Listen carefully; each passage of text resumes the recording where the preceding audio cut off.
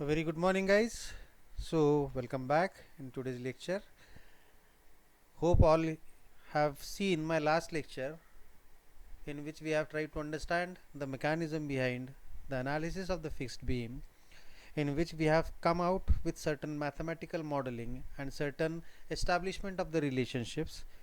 Now, in today's lecture, we are going to see certain standard cases in which we shall be applying all the knowledge which we have gathered into the first previous lecture. So, moving ahead, we will be seeing the standard cases of the fixed beam in which there will be the variation of the loadings. So first of all, we will concentrate on the fixed beam with a point load at this center. That means it is at a distance of L by 2 and L by 2 from the extreme ends A and B. As we have learnt in the last class, that whenever we are dealing with the fixed beam, that fixed beam is to be actually analyzed by considering first of all as a simply supported beam, its effect, and then the effect of the fixicity is to be observed, and the combined effect will be the effect of the simply supported beam along with the fixicity at A and B end. So here in the first figure we can see a standard case of a fixed beam loaded at a center with a magnitude of W. This is nothing but it is a equivalent sort of a beam in which I have tried to show the simply supported beam having the reactions V and VB along with the couples acting at A and B. These two couples are due to the fixicity at A and B. In the third figure you can see here, I am trying to understand the basic equivalent beam one by one. So first of all I am going to see a simply supported beam, and the next figure for that simply supported beam I have drawn the free bending moment diagram. Next, the only remaining in this particular is the couple at A and couple at B. So the couples are being shown in this particular simple beam. Here these couples are due to the fixicity provided at A and B. Moving ahead, I have drawn the fixed moment diagram. This fixed moment diagram is because of these couples MA and MB. So here you can see MA and MB are the ordinates of this particular fixed moment diagram.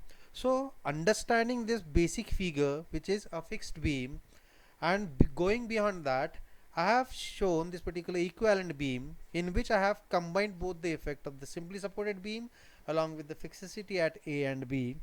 Now I will be studying those one by one. So first, as a simply supported beam and its free bending moment diagram.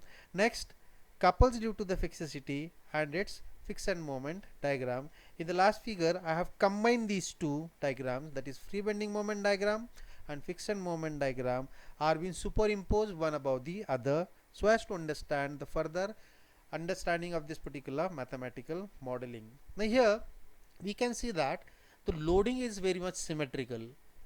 So due to that we can see V and VB are also same.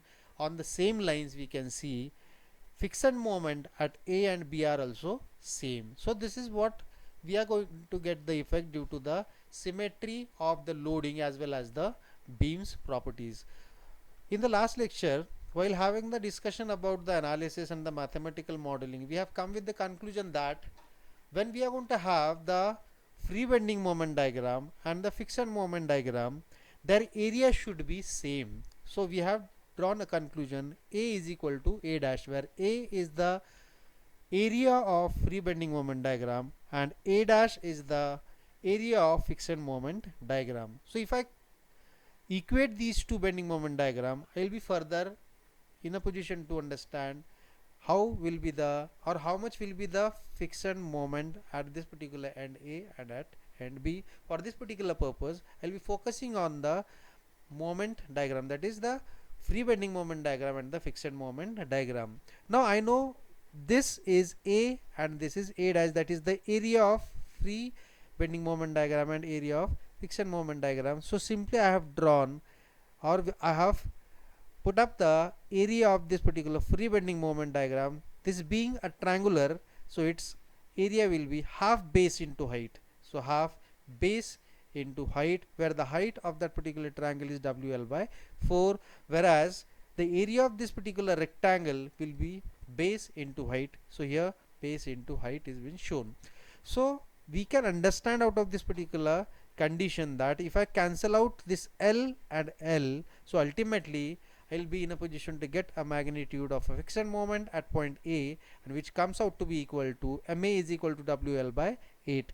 This being a symmetrical figure, as I have mentioned earlier, that's why we are getting MB, that is the fixed moment at point B, is equal to WL by 8, and this was possible just because of the symmetry of this particular loading and the properties of this particular beam. Now here, as far as this particular bending moment as midspan is concerned, we know that maximum deflection is going to occur at the center. Similarly, maximum bending moment is going to occur at the center. So I should know what is the ultimate effect of this simply supported beam and the fixed beam all together. So here what I did was I have superimposed both these two bending moment diagram, that is free bending moment diagram and the fixed bending moment diagram are been superimposed one above the other. The most important thing which we have to understand in this particular diagram is, as we can see, this is a positive. Why it is positive? Because the bending is occurring as a sagging, that's why it is what we call it as a positive. As far as this fixed moment diagram is a negative. Why it is so? Because it is hogging, because you can see a effect of this couples are trying to lift this beam in this way, in the hogging way. So this is why this has to be in the negative. So and when we are going to superimpose these two free bending moment diagram and the fixed moment diagram all together in a single figure, so I can see here this is going to be the zero axis now, because below this particular axis all values are equal to 0, and above this particular line we will be having all the positive. So here we can see here mx minus m dash x. Mx is nothing but it is the bending moment at midspan, mx, is it okay, and m dash x is the bending moment diagram at the center. So here you can see I have tried to simplify it. Mx minus m dash x is equal to WL by 8 and minus WL by 4. So this is what is the fixed moment at the center. Now from this figure we can understand one more parameter, that this being a zero axis now, because below that all the values are negative and above that all are positive, so I'll treat this axis as a neutral axis of this particular bending moment diagram. So here you can see, if this is a neutral axis and the bending moment is crossing the axis from positive to negative, that means this is going to be the point of contraflexure, and this point of contraflexure we know how to find it out. Here you can see this is L by 2 and the ordinates here and here are one and the same, that is if this is WL by 8, this has to be WL by 8. This is what I have shown over here, because what I said is mx is equal to what, WL by 4, minus m dash x is equal to what, WL by 8. So ultimately the result was equal to WL by 8. So this is what we are trying to understand here. So total resultant moment acting at the center is going to give you the total bending moment at this particular central point, and from this particular thing we have to establish the point of contraflexure where it is going to occur. For that particular purpose we will move ahead and understand how this particular is to be found out. And beyond that you can see here, as I have found out the value of V and VB is equal to W by 2 and W by 2 due to the symmetrical axis. So from this particular two values I can plot this particular shear force diagram. Is it okay? So this is what is the understanding of the fixed beam up to a minute level, drawing from the first fixed beam till the shear force diagram. So let us move ahead and try to understand what is that particular point of contraflexion and how it is to be find out. So I was saying this total length up to center is equal to L by 2. Above coordinate here is WL by 8, below is also WL by 8. So ultimately this point has to be located at a distance of L by 4. So this can be found out by the similarity triangle also. So by applying the simple geometry we are in a position to find out the point of contraflexure, which came out to be equal to L by 4. So moving ahead, I have drawn two basic figures once again. First is a simply supported beam, and second is only the effect of the fixicity on that particular beam. So what we are trying to understand, when we are going to deal with a fixed beam, so that fixed beam is nothing but it is the combination of these two. One is simply supported beam and second is the fixicity of that particular ends. So ultimately, why this is to be worked out, because we are going to move further till we find out the slopes and deflection of that particular uh, point under consideration. So here, when we have to find out the slopes and deflection, for that purpose we know that ei d2y by dx square is equal to mx minus m dash x, and here mx is the point about which we are going to take the bending moment in a free bending moment diagram, or in that particular simply supported beam. So mx is when we are going to take a section xx at a distance of x from point A. So about this particular point, whatever bending moment we will be having, that is called as mx, whereas m dash x is nothing but if I take the same section at a distance of x, and about this if I find out the moment acting at this particular place, this will be m dash x. So let us understand what is mx and m dash x. So on this right hand side you can see here, I am trying to establish this particular relationship. So first of all, first term is related with what? Free bending moment diagram or from the simply supported beam, and second term is related with the fixed beam. So I will first of all focus on the simply supported beam at a distance of x, where I have taken a section. So about this particular section, on the left hand side I have only VA, that is equal to W by 2. So if I take a moment about this particular point, it goes in a clockwise sense. So positive W by 2 into perpendicular distance x. So W by 2 into perpendicular distance x. Moving ahead, for finding out m dash x, I will move with this particular second figure, or figure number 10. Again at the same point x, I am going to take a moment. So on the left hand side I have only one couple present, so it is in the anti-clockwise direction. It is trying to hog that particular beam in the upward direction, so it is minus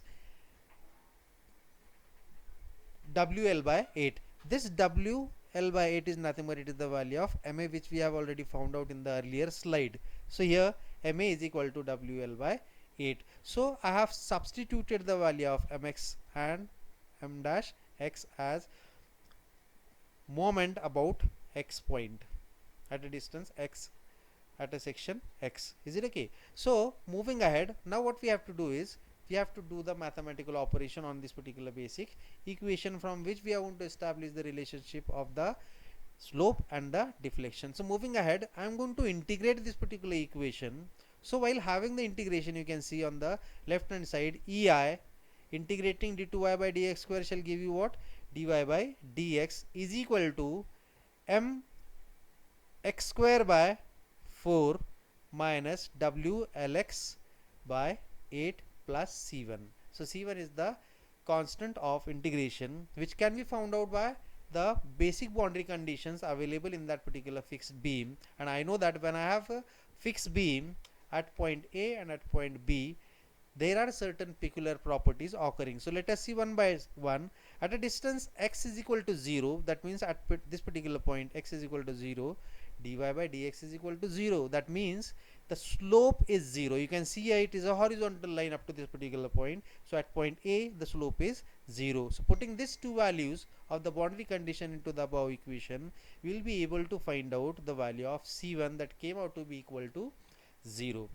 So here we will be substituting the value of C1 in the above equation. So I will be having a new fresh equation for the slope, that will be ei dy by dx is equal to w x square by 4 minus wl by 8. So this is what we have for this particular sort of the slope equation. Now taking that slope equation and once again integrate it, so I will be having eiy is equal to w x cube by 12 minus wl x square by 16 plus c2. So again c2 is a constant of integration. So that can be found out from the basic boundary conditions which are available into the first basic diagram which I have drawn here. So again, at x is equal to 0, the deflection is equal to 0. So putting that into the earlier equation of that deflection, I will be having the fresh equation of the deflection EIY is equal to Wx cube by 12 minus WLx square by 16. So we have equation number 1 and equation number 2, which are nothing but these are the fresh equations for the slopes and deflection. So take any value of x and put it in these two equations, you will be able to find out the slope and deflection at that particular point. So this is how we are going to work out the value for the slopes and the deflection for that particular beam. Now in that case, if I go further and try to understand once again, so here at center there will be the maximum deflection. Obviously at the center, when it is going to bend in this particular fashion under the influence of simply supported and fixicity, ultimately the maximum deflection shall be occurring at the center. So taking the equation of this deflection, equation number 2, and putting the value of x is equal to L by 2, I am very sure you will be getting the value of deflection at point C, which is the center of that particular beam, that came out to be equal to WL cube by 192 EI. So this is how we have to find out the value of the deflection at the center by substituting the value of x is equal to L by 2. Now if you focus on this particular value, you can see YC at this particular location under this condition is nothing but it is exactly 1/4 of the deflection for the simply supported beam. If you revise the what was the deflection of a simply supported beam when the load was at the center, this value YC WL cube by 192 EI is nothing but it is 1/4 of that simply supported beam deflection at the center. So this is how we have to analyze the very first standard case of a simply supported beam. No, sir, I beg your pardon. It is a fixed beam with a point load at the center, and this is how we are going to find out the friction moment MA and MB, as well as the equation for slope and deflection. And of course at the last we have found out what will be the maximum deflection under the condition x is equal to L by 2. So this is what we have for the first